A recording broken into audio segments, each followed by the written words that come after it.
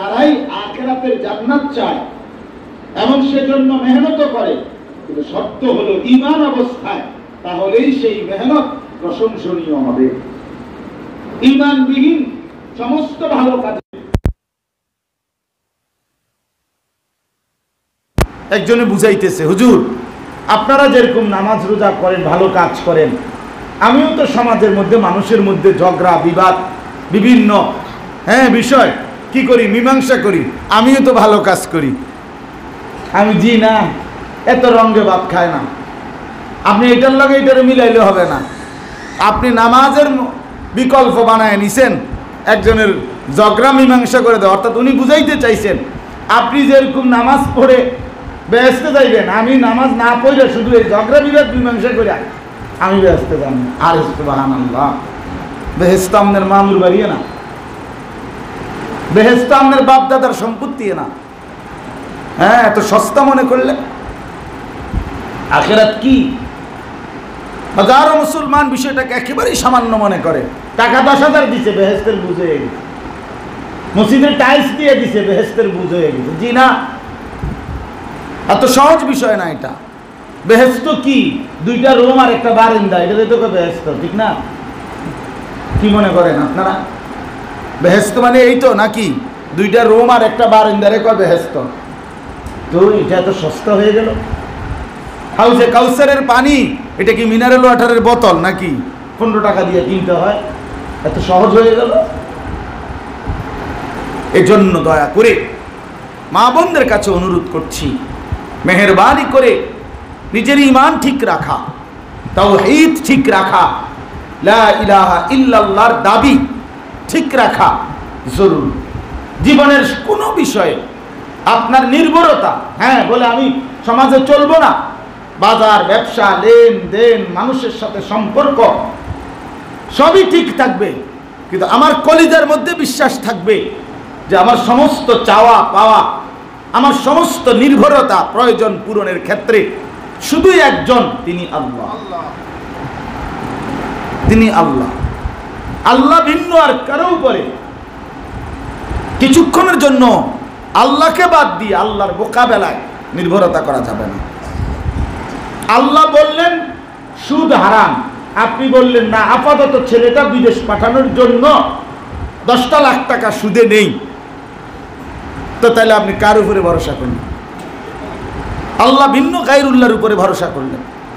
আপনার কলিজার মধ্যে এই বিশ্বাস যে আমি যদি এখন ছেলেটাকে না পাঠাই তাইলে তার ভবিষ্যৎ অন্ধকার, তাহলে ভবিষ্যৎ অন্ধকার, এই সিদ্ধান্ত নেওয়ার অধিকার আপনারা কে দিল?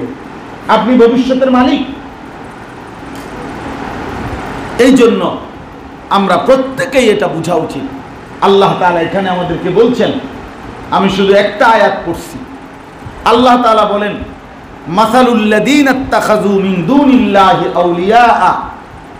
আল্লাহ তাআলা বলেন, আমি উদাহরণ দিচ্ছি বান্দা, যারাই আল্লাহকে বাদ দিয়ে অন্য কাউকে বন্ধু বানায়, সেটা যে কোনো ব্যক্তি হোক বস্তু হোক, যে কোনো ব্যক্তি বা বস্তু, যাকেই কেউ আল্লাহকে বাদ দিয়ে বন্ধু বানাইছে, নির্ভরতা করছে, কামাথালিল আনকাবুত, আল্লাহ বলেন ওই লোকটা যেন একটা মাকড়সার মতো। মাকড়সা, মাকড়সা, মাকড়সা চেনেন?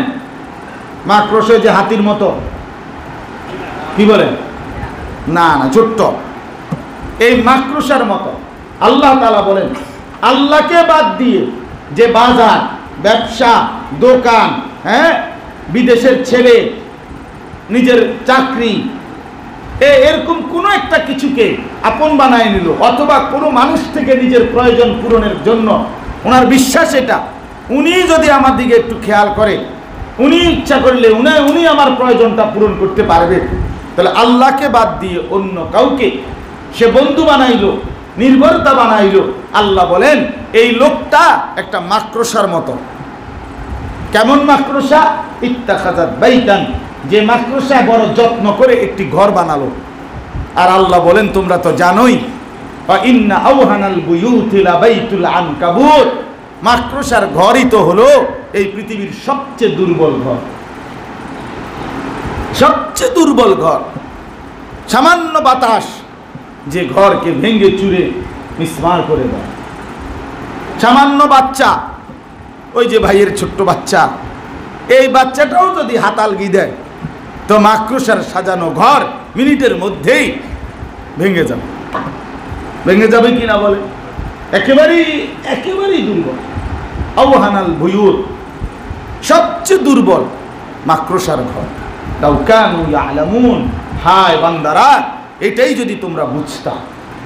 আল্লাহ বল, আমারে বাদ দিয়া তুমি যেন মাকড়সার ঘর বানাইলা, সে ঘর কিছুক্ষণের মধ্যেই নিঃশেষ হয়ে যাবে। আল্লাহকে বাদ দিতে নাই, আল্লাহকে বাদ দিতে নাই, আল্লাহকে বাদ দিতে নাই, আল্লাহ ভিন্ন অন্য কিছুতে নির্ভরতা করতে নাই। আল্লাহ তাআলা কোরআনুল কারীমের মধ্যে এই কথা স্পষ্ট উদাহরণ দিয়ে বুঝাইছে। এখানে আছে আল্লাহ বলছে ওয়াতিলকাল আমসালু নাদরিবুহা লিন-নাস, আমি আল্লাহ নিজে তোমাদেরকে বোঝানোর জন্য উদাহরণ দিয়ে বুঝাইলাম, মাকড়সার ঘর দিয়া বুঝাইলাম যে মাকড়সার ঘর যেরকম একেবারেই দুর্বল, আমাকে বাদ দিয়ে যার কাছে গেছ, আমাকে বাদ দিয়ে যাকে ধরছ, সে এরকমই দুর্বল। তোমার কাছে মনে হয়েছে আর কি বড় নেতা, অনেক বড় দল, অনেক কর্মী বাহিনী, কিন্তু আড়াইটায় বাজলে পরের দিন আড়াইটা পর্যন্ত আর কিচ্ছু পাওয়া যায় না। আল্লাহ বুঝাইছেন যে এইটাই বান্দা বুঝো। তুমি মনে করছো 16 বছরে অনেক কিছু জমাইছে, কিন্তু না, লাবাইতুল আনকাবুত, মাকড়সার ঘর। তার পরবর্তী 24 ঘন্টা লাগে নাই, 24 ঘন্টার আগেই সব শেষ।